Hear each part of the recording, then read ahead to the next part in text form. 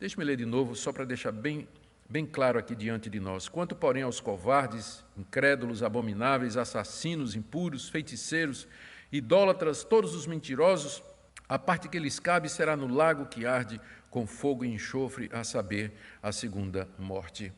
Todos os mortos haverão de ressuscitar quando o Senhor Jesus Cristo retornar em glória. Mas nem todos os mortos entrarão nesse novo mundo de felicidade eterna que nós já começamos a ouvir a descrição.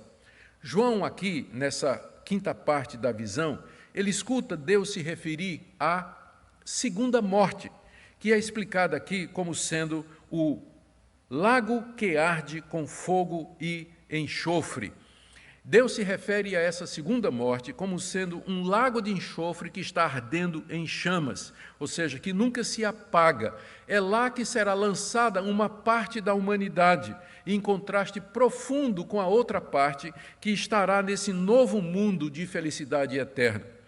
A realidade que nós enfrentamos aqui é que existem apenas dois destinos para a raça humana. Ou o novo mundo, que vai ser criado por Deus e onde serão felizes, agraciados por todo sempre, ou o lago que queima com enxofre eternamente, trazendo dor e sofrimento e que Deus chama de segunda morte. Ele chama de segunda morte em contraste com a primeira morte, que todos nós vamos experimentar.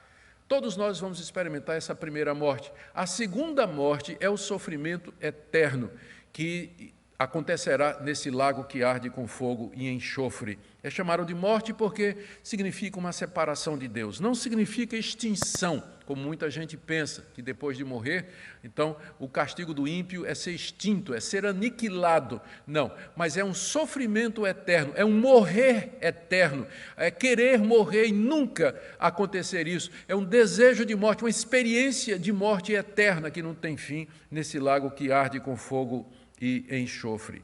E quem são aqueles que irão para o lago que arde com fogo e enxofre e que não entrarão no novo céu e na nova terra e que não viverão na presença de Deus em perfeita alegria e plenitude? São 8 tipos de pessoas que o apóstolo João descreve aqui. É importante notar que essas pessoas não são pessoas que eventualmente praticaram alguns desses atos e se arrependeram e creram em Jesus, mas são pessoas que nunca se arrependeram dessas práticas e que viveram nessas práticas. E quem são estes? Olha a lista aqui: os covardes, ou seja, aqueles tímidos que nunca tiveram coragem de assumir Jesus Cristo como seu Senhor e Salvador diante dos homens; os incrédulos, que passaram sua vida se recusando a crer em Deus e no seu Filho Jesus Cristo; os abomináveis, que durante sua vida praticaram atos depravados, cometendo pecados nojentos de ordem sexual;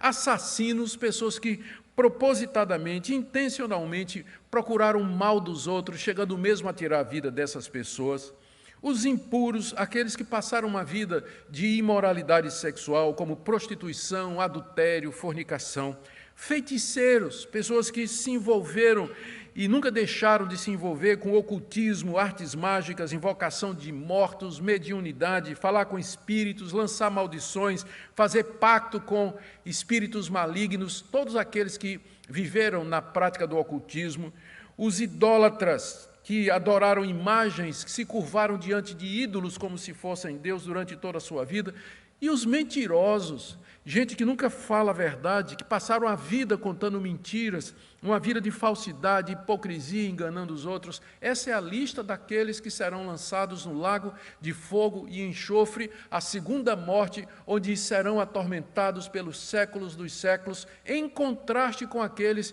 que entrarão no novo céu e na nova terra, onde habita a justiça, onde Deus está presente, onde Deus vai enxugar dos seus olhos toda lágrima, onde não haverá mais morte, não haverá mais dor, não haverá mais nada que perturbe o nosso coração e a nossa alma.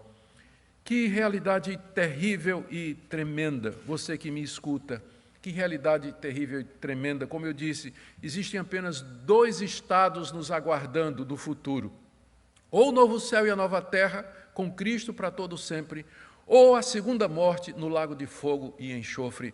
O que vai fazer a diferença de um para o outro é o arrependimento dos seus pecados, a fé em Jesus Cristo e beber de graça da água da vida que Deus nos oferece através do Evangelho. Eu tentei resumir aqui para fechar a nossa exposição. Primeiro, que Deus haverá de restaurar completamente esse mundo que nós conhecemos.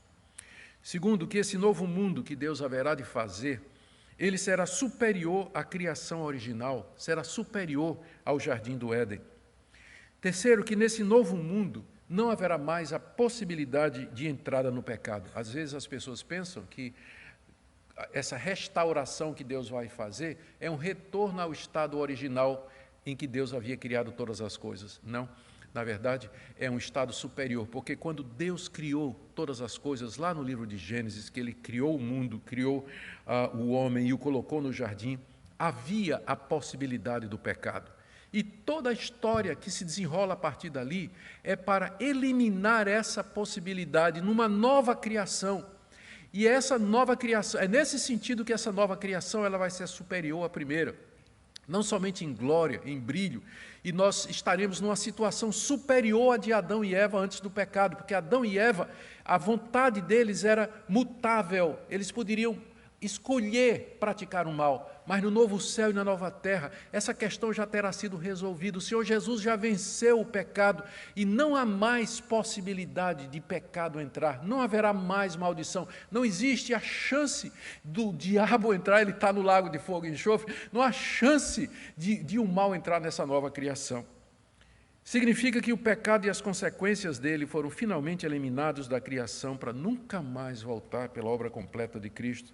Significa que os crentes viverão nesse novo mundo com seus corpos ressurretos, imortais e incorruptíveis.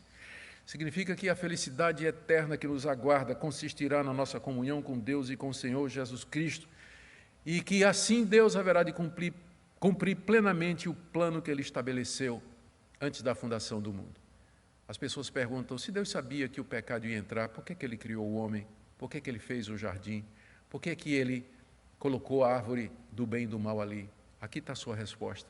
Para que Ele pudesse chegar finalmente a esse aqui, a um novo céu, uma nova terra, uma nova humanidade redimida, onde não há mais possibilidade do pecado entrar. E tudo isso mediante a obra perfeita do Senhor e Salvador Jesus Cristo. Deus ainda nos convida pelo Evangelho a beber da água da vida e fazermos parte do seu povo. E Ele nos adverte seriamente sobre os que irão para o fogo eterno. Por isso, queridos, a nossa luta contra o pecado, um dia vai chegar ao fim. Portanto, não desista, persevere. Se cair, arrependa-se, confesse, busque o perdão em Cristo, anseie pela imortalidade, pela perfeição moral e espiritual que nos aguardam. Nossos sofrimentos vão chegar a um fim. Nós estamos vivendo um período de sofrimento intenso. Mas eles vão chegar ao fim, portanto, aguente mais um pouco, não desista, não condene a Deus, não fique irado. Nem sempre Deus dá a razão pela qual Ele faz as coisas, mas confie nele, porque esse é o final do plano. É isso, aquilo que nos aguarda. Deus já nos revelou o que está lá no fim da história. Persevere em meio a dor, sofrimento e necessidade, porque um dia tudo isso passará e dará lugar ao novo céu e nova terra que Deus preparou para nós. Ainda nós temos tempo para nos arrepender de nossos pecados. Deus nos convida a beber de graça da água da vida e nos adverte solenemente sobre o lago que queima com fogo e enxofre. Creia no Senhor Jesus, console-se nele e que nesse dia do Senhor você medite na eternidade, pois esse é o propósito de Deus com todos os nossos sofrimentos e tribulações.